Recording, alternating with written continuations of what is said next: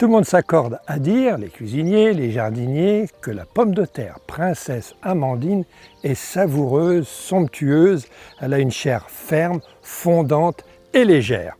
C'est une pomme de terre qui a été pré-germée, germée, à une température de 10 à 15 degrés. Maintenant, nous allons passer à la plantation.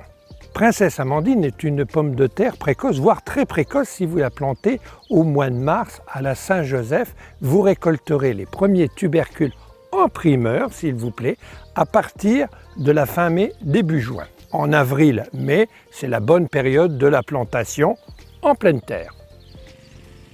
Peu importe si le sol est préparé en automne ou au printemps, avec une motobineuse, une bêche ou une aérogriffe. Dans tous les cas, la terre doit être fine sur 20 à 25 cm de profondeur avant la plantation.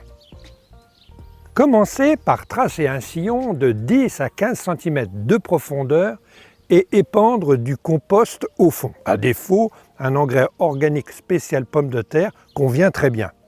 La distance entre les sillons est de l'ordre de 70 cm pour éviter les maladies, faciliter le travail entre les rangs lors des binages.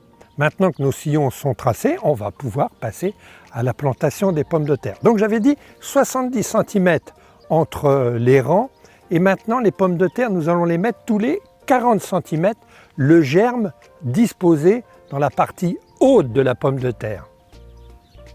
Les pommes de terre germées sont couvertes avec de la terre douce en les butant légèrement. Lorsqu'on a terminé la plantation des pommes de terre, il est important de ne plus voir les tubercules au grand risque qu'ils verdissent. Une pomme de terre verte se développe très mal. Dans une prochaine vidéo, je vous expliquerai comment soigner les pommes de terre, lutter contre les maladies et les parasites.